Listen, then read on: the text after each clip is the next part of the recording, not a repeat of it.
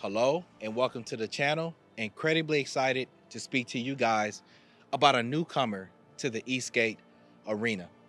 I have to tell you, when I first started doing reviews several years back, we were really limited in the amount and the number of boards and options that were out there.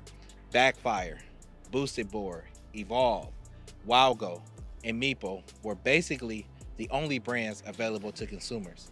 And now, about 4 to 5 years since I've been inside the game, we have so many different brands to choose from, and I am incredibly excited to speak to you all today about this particular board because I think they offer a variety of different things that are unique to the market, but then some of the things that I've been wishing that brands have done as I've been a PV enthusiast throughout the years. I want to first start off by talking about the deck. The deck is a very interesting one for a couple of different reasons to me. Number one, when you go online to purchase this particular board, we as the consumer can choose between different deck flexibilities. And that's important because we all have different riding styles and we all have different feels as to how we like our boards to feel underneath our feet. This particular board here, because they give us the options to go with a very flexible deck, a medium flexible deck, and then a deck that doesn't really have a lot of flex. And some are going to say, well, how do I decide what works best for me? They actually have it outlined on the website to where the heavier riders can choose a specific deck. Riders of a different category weight can choose one. I opted for the deck with the most rigidity because I am what's considered a heavier rider. And even though this deck is more rigid, it still has a good amount of flexibility to help eat up those cracks and those vibrations when you are riding. You're also going to notice it has a drop down deck type situation, which is going to be great for acceleration and then locking in when you want to turn aggressively and things like that. When we talk about the performance, you're going to understand why that is incredibly important. Also, when looking at the deck, you're going to see some of the styling where the enclosure is, and it is a unibody enclosure, meaning that everything is in that enclosure, from your ESC to your battery and things like that. And in my opinion, it looks very good, gives it a premium look and feel for sure. The next thing I want to discuss is the wheel options that come with this board. As you can see with this setup, I'm rocking more of an all-terrain type setup. Really cool looking tires, nice knobby tires, looks really good. As a consumer, when you're online, you can choose between different wheel options. I was actually sent the street wheels as well, and I'm gonna probably put those on to test out this board. But being that it's the holidays, the company wanted the review out relatively quickly. So I'm working on that, and I will probably touch on some of the other things later in a different video when I ride the board with the smaller wheels and things like that. Now, one of the things that's really impressive about when you talk about these wheels is the performance that we get, but we're going to talk a little bit about that more when you talk about the performance and things like that. Now, this particular board is rocking a double kingpin setup as well. And guys, man, if you follow this channel, you know I really like reverse kingpin trucks because I feel like they're a tad bit more stable. With this board here, this is probably the most stable that I've ever felt on a double kingpin board, and it is absolutely amazing. Now, when you buy this board, they also provide you with several sets of bushings. So I'm assuming that one durometer is a little bit less than or tighter than the other one for heavier riders or even the type of style of riding that you want to participate in. So I really like that as well as a consumer, that we get to kind of choose what we want the riding experience. We get to choose it with the deck. We get to choose it looks like with the bushings as well. Now, let's talk a little bit about the performance of this board. Now, this board has a top speed of nearly 40 miles an hour, which is incredibly impressive. I'm talking incredibly impressive. And what really shocked me is that a lot of times boards like this, when you talk about a 2-in-1 board, which means that you can put AT wheels on it or even street wheels, is that typically speaking, a lot of boards will have a lot of performance when you put on the smaller wheels. And then you tend to lose performance when you put on like the larger wheels because the motors may not be strong enough to give it that fast acceleration and torque and things like that. That's not the case whatsoever with this board. Even with these gigantic knobby tires and wheels on this board, it still moves incredibly aggressively and fast.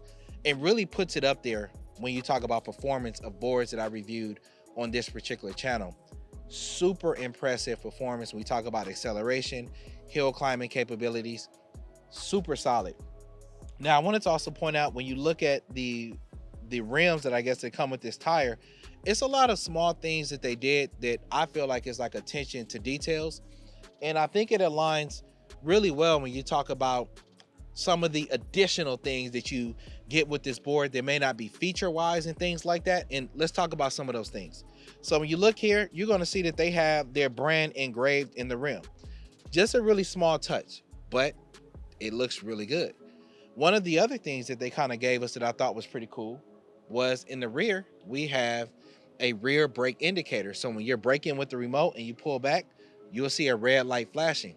And I like this because as these PVs become more involved in our lives and people continue to use these vehicles as primary forms of transportation, small things like that, a brake indicator, go a really long way. So the look there of the rims looks nice. They give us the red light indicator, so when we're braking, really nice as well. I haven't installed it yet, but consumers can choose the headlamps to install them. I like this because these headlamps, they mount onto the skateboard and it's not going to go anywhere. Looks really cool, and it connects to the power of the battery. So what that means is you don't have to worry about charging the lights at all. Once you connect them, you can simply turn on the lights with your remote, and that is a good look because a lot of times, if you have other kind of lights on your helmet or different things like that, or even your board, and people have just all kind of lights out there, the one thing that could be somewhat cumbersome is that, hey, you got to remember, did I charge that light? Or even if you're in the middle of your ride, you've been riding all day, your battery might run down on your light. So it is really cool that that is an integrated feature, so that you literally, once you install it, you don't have to worry about lights. And when you're riding, another really solid component about this board. And that's going to kind of take me into my nitpicks when you talk about this initial impressions. I've had a chance to ride the board for about 100 miles, and I like to do a little bit more than that when I do a review. But as I mentioned earlier, the company wanted me to kind of get it out sooner because of the holidays and things like that. So I'm trying to do that.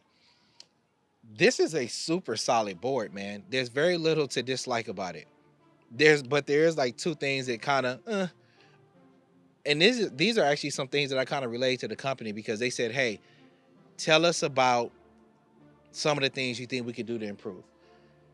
If you follow this channel, you know that double kingpin boards is not necessarily something I dislike, but I kind of like that reverse kingpin setup, and it's because of the stability. When you talk about a board like this with the performance, well, we're talking about a board that can do upwards of almost 40 miles an hour. I personally don't know if double kingpins is the best setup. Now, there's so many brands that are rocking double kingpin boards, so it's not a bad thing. All the major brands use double kingpin, but I just one of those people that feels like when you got a board that has this much performance, would it not be a better idea to maybe put channel trucks or something like that on it, just so that you can really max it out with top speed and things like that? That's a nitpick, and some may say, hey, that's not a nitpick, dude, because I like the carvability of double kingpin trucks. So that's really kind of you have to decide what kind of trucks you like, or if this is the style of board for you. The only other thing I would say is I think that the name is interesting. The name of the board, OMW. When I was texting people that I had this board, every time I texted in my phone wanted to say OMG, and it kept saying, oh my God. And I had to keep trying to say, no, I'm just trying to type OMW. So really, that's the only complaint that I have about this board. And really, they're not even complaints, because from a quality perspective, a ride performance perspective, I really like this board. And that's going to take me into my final thoughts and this initial impressions. There's a lot to like about this board. The top speed is amazing. The acceleration and the torque off the chain, even with these large, gigantic AT wheels, really super impressive. To be honest about it, when I got the board, I was not expecting it to be as well put together as it is. I don't know why. It's just, sometimes with these new brands that come out, you're kind of like, well, what do you bring to the table? And I think that they've stepped on the market and tried to bring something unique and different to the table. I like that we can choose between the different rigidness that we have with the deck. I like the unibody enclosure design and how it looks under there. It looks very nice as well. And then, of course, like that, and then the option to be able to choose the headlight that is integrated into the board, that you don't have to charge or anything like that. They did a really good job with this board. Finally, I want to mention this. The company also says that they have a really good return policy. And if you look at their website, if you're not pleased with the